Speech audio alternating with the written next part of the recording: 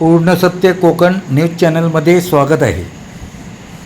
विद्यार्थ्यांवरील अत्याचाराच्या निषेधार्थ व जंतर मंतर येथील उपोषणाच्या समर्थनार्थ चिपळूण येथे विराट मोर्चा काढण्यात आला. गोलकोट रोड येथून मोर्चाला सुरुवात झाली तर छत्रपती शिवाजी महाराज यांच्या पुतळ्याची सांगता झाली. यावेळी मोर्चेकरांच्या गगनभेदी घोषणांनी अखंड चिपळूण शहर दणाणून गेले.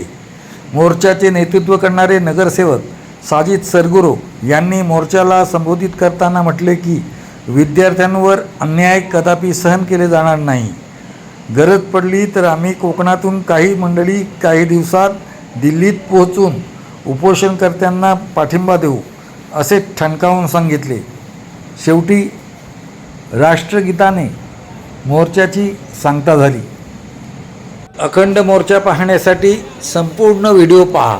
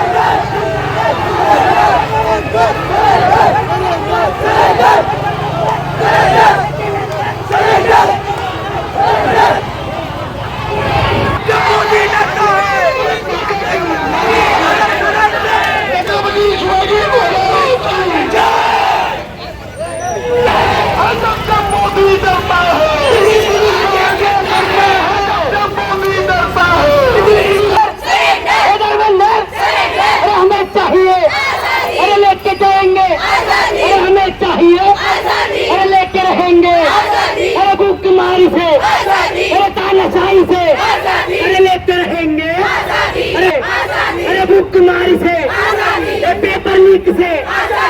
पेपर लीक से आजादी, पेपर लीक से आजादी, तानाशाही से आजादी, आजादी। भारत माता की वंदे मातरम, वंदे मातरम।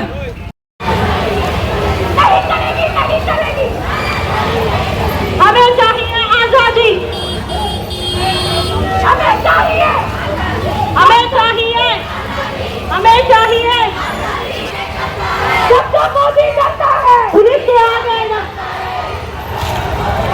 मोदी सरकार को करायचं काय, खाली लोक मारतात, मोदी सरकार को करायचं काय, खाली लोक मारतात, मोदी सरकार को करायचं काय, खाली लोक मारतात, या मोदी सरकारचं करायचं काय, खाली लोक मारतात, वंदे मातरम, वंदे मातरम, वंदे मातरम, वंदे मातरम, वंदे मातरम, इन्कलाब जिंदाबाद।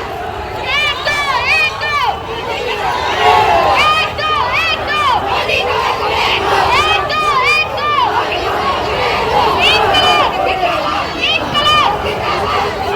यही चलेगी, नहीं चलेगी, नहीं चलेगी।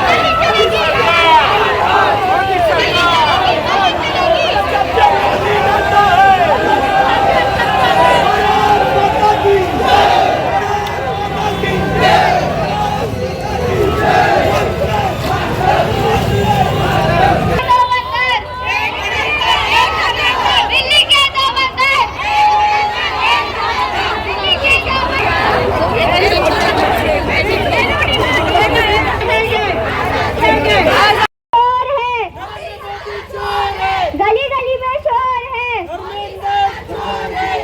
जब जब मोदी डरता है पुलिस को आगे करता है, जब जब मोदी डरता है पुलिस को आगे करता है। अरे या दिल्ली पोलिसांचं करायचं काय? अरे या मोदी हटाओ, देश बचाओ, मोदी हटाओ, देश बचाओ, मोदी हटाओ, देश बचाओ। मोदी हटाओ।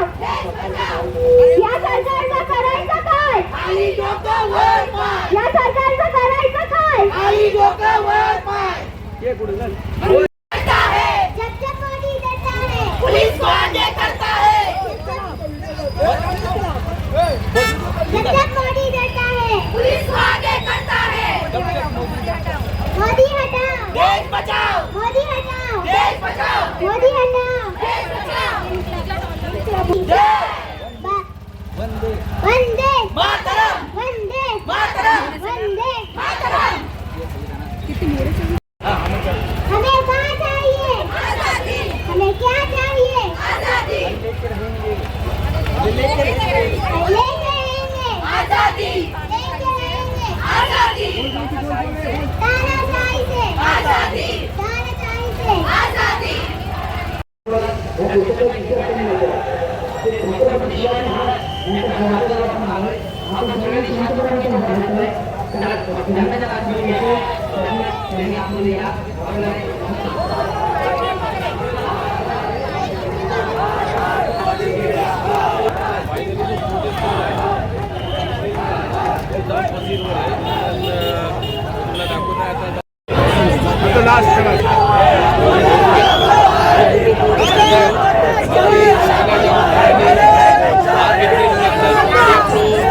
गव्हर्नमेंटच्या विरोधात जो रोष होतो, गुस्सा आहे, तो राग जाहीर करण्याची कोशिश केलेली आहे।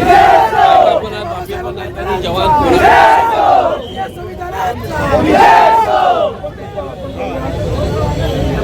आपण कालच तिथे केले आणि आपण हे चिपळूणकर आहोत। आपण जेव्हा आपल्यावर कुठल्या एखाद्या घराच्या कुटुंबावरती एखादा विषय कधी येतो, त्यानंतरच आपण आपल्या माणसाकडे धावत असतो, त्याच्या आधी आपण विचारत पण नाही। आता खेळचं ना काय मला बोलायला लागते। आपण आता आलोय, आता ह्यातनं 4 महिला या आपले महाराज आहेत, तिथं आपल्याला हार घालायचे। त्यानंतर आपल्याला असलेला आपला हा प्रोटेस्ट कशासाठी आहे आणि आपण पुढचे पाऊल काय उचलणार आहोत हे आपण सांगणार आहोत तुम्हाला। महत्त्वाचा मुद्दा, ज्या आपण स्थळावरती उभा आहोत ते आपल्या सगळ्यांचे दैवत आहे आणि त्यांना आपण मानतो आणि त्यांच्या इथं आपण आलोय। ही सरकार आपला ऐकणार नाही आपल्याला माहिती आहे, म्हणून आपण आज त्यांच्याकडे प्रार्थना करायला आलोय, या सरकारचे डोळे तुम्ही तरी खोला, नाहीतर महाराष्ट्र जेव्हा पेटलाय तेव्हा दिल्लीचा तख्त हल्ला, या लक्षात ठेवा। आणि हे इतिहास आहे महाराष्ट्राचा आणि तेच आपल्याला करायचं आहे. आता शांत राहा, आपल्याला काय करायचं ते आपण सिद्ध करणार. जरा 10 मिनिटं आपण फक्त आपलं जे आहे ते करून आपण बाहेर येऊया आणि बाहेर येऊन आपल्याला जे आपले मनोगत आहे ते व्यक्त करायचेच नाही. तर 4-5 लोक आणि शक्यतर माझं असं मत आहे की महाराष्ट्रात आपल्या महिलांना प्राधान्य आपण पहिलं देतो, म्हणून महिलांनी मी इथं राहतो 4 माणसं अजून जावा, महिलांनी तिथं गेलं तरी चालेल, पण जास्त तेवढी तिथं जागा नाही आहे की तिथं उगत काहीतरी हातपाय लागायचा. कुठली एखादी वस्तू जी आपली वस्तू आहे ती कुठं नुकसान आपलं होईल, म्हणून ती दक्षता घ्या.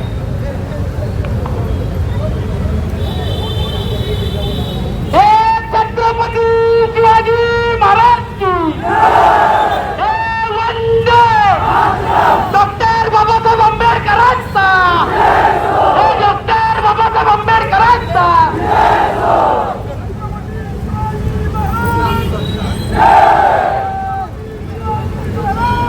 हो भैया, तुम्ही बरकतबाई हो पुढं ऐका ना, आणि 4 लेडीज जावा.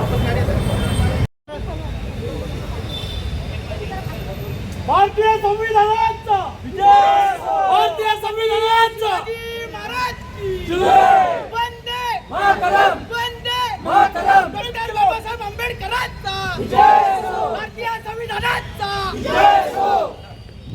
मुलं, कॉलेजची मुलं आणि सगळे तरुण वर्ग आज तुमच्या बरोबर आलेले. काय मागणी करताय मोर्चामध्ये? बघा कसं आहे, ह्या देशात 33 दिवस ज्या पद्धतीत विद्यार्थ्यांवरती लाठीचार्ज झाले त्याच्या समर्थनार्थ आम्ही हा मोर्चा काढलाय आणि देशातली जी असलेली सरकार सरकार विरोधात सातत्याने विद्यार्थ्यांवरती लाठीचार्ज, त्यांच्यावरती अत्याचार, ह्या देशाची लोकशाहीचा पायामाल तोडण्याचं काम ह्या सरकारने केलंय. आम्ही आज इथं का जमा झालोय, आमचा उद्देश काय? हा उद्देश एकच आहे की भारतात संविधान जिवंत आहे तोपर्यंत लोकशाहीची हत्या करण्याचा जो प्रयत्न करेल त्याच्या विरोधात आम्ही रस्त्यावर उतरतोय आणि भविष्यात पण उतरत राहणार.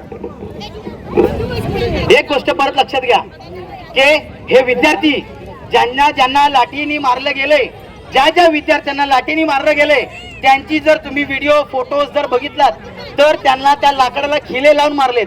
असं एखाद्या जनावराला पण नाही मारतो, तसं माझ्या एखाद्या देशात राहणाऱ्या विद्यार्थ्यावरती लाठी चालवली आहे. ह्यांचे हात पण गेले नाही हे सगळे मारत असताना. आज आम्ही इथं का जमा झालोय की आम्हाला राहावंय नाही, आम्हाला घरात बसवय नाही, आपल्याला घरात बसवय नाही का? कारण का दिल्लीत आपल्या घरातला सदस्य, आपला माणूस तिथं मार खातोय, तो पण हक्कासाठी.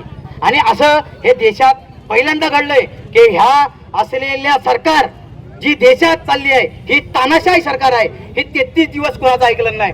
26 दिवस आपल्या देशाचे सायंटिस्ट हे तिथं अनशनवर बसलेत, पण एकही सरकारमधला मंत्री आजपर्यंत कालपर्यंत गेला नव्हता. आज सकाळी जसं विरोधी पक्षातली लोक रस्त्यावर उतरली, जसं प्रत्येक गावातनं नागरिक, प्रत्येक जिल्ह्यातला नागरिक, प्रत्येक स्टेट मधला नागरिक उतरला रस्त्यावर, तेव्हा या देशातल्या असलेल्या या सरकारने दखल घेतली आहे. मग अशा पद्धतीची जर अशी कृती करत असलेली देशातली सरकार, मग आम्ही जायचं कुणाकडं? आज ते सांगलं जातंय की हे विरोधी पक्षातले सगळे नेते उतरलेत आणि राजकारण करताय. एक गोष्ट लक्षात ठेवा, राजकारण करायची कुणाला हौस नाही, पण राहुल गांधींना जेव्हा तुम्ही उचललात तेव्हा 150 करोड ज्या लोकांचा प्रतिनिधी, देशाचा प्रतिनिधी, जेव्हा देशाच्या विद्यार्थ्यांचा विषय ठेवतो तेव्हा तुम्ही त्यांना उचलताय. तुम्हाला असं का वाटतं की नागरिकांनी फक्त सहन करायचं? जर मुसलमान बोलला तर तो आतंकवादी, विद्यार्थी बोलला तर तो आतंकवादी, इन्शाल्लाह बोलला तरी आतंकवादी. मग मुसलमानांनी काय तुमच्याकडनं का दाखले घ्यायचे का? या मुसलमानांना अधिकार या संविधानाने दिलाय. हे देश जेवढा तुमचा आहे तेवढाच आमचा राहणार आणि पुढे पण राहणार.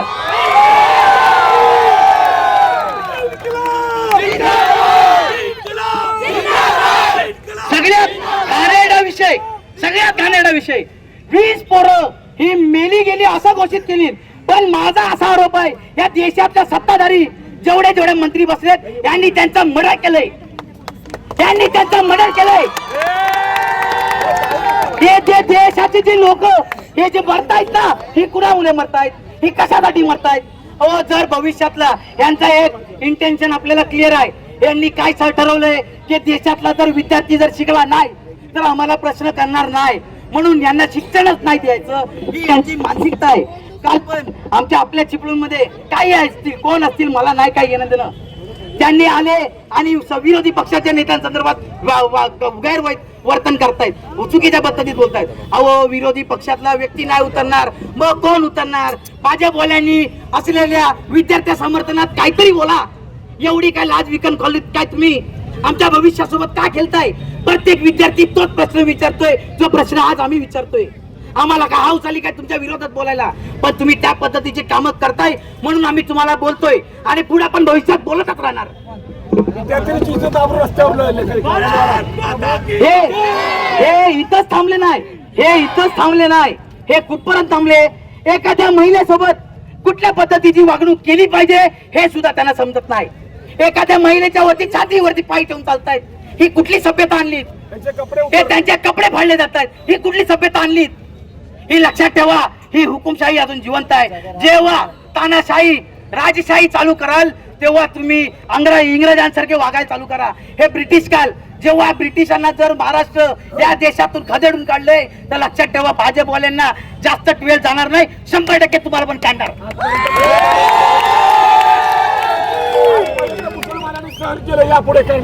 तुम्हाला सांगतो, प्रत्येक वेळी प्रत्येक विषय झाला की मुसलमान असा, मुसलमान तसा, मुसलमान हे.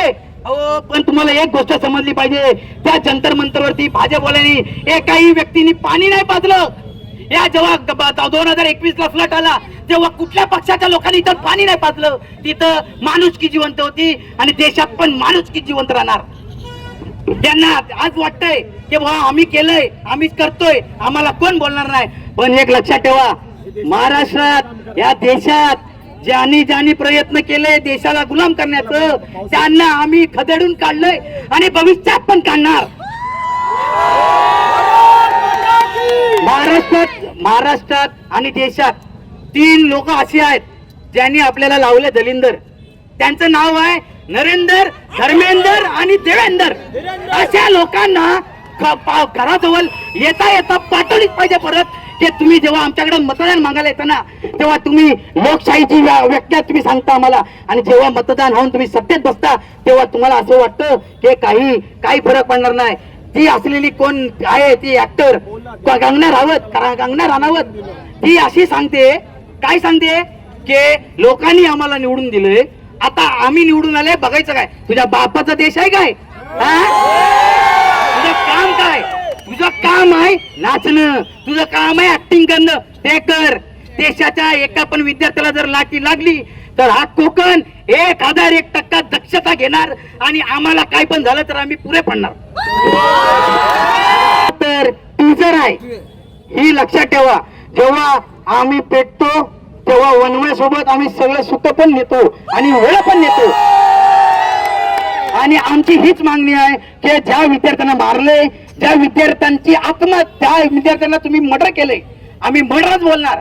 त्या विद्यार्थी जरी शहीद झाले असले तरी सुद्धा तुम्ही त्याला मारले, हे आमचे आरोप आहेत तुमच्यावरती. नसतील तर तुम्ही 20 दिवसात त्यांना बघायला गेलात काय असा एक तरी फोटो टाका. अहो, मला एक गोष्ट समजत नाही, मला एक गोष्ट आज पण समजत नाही.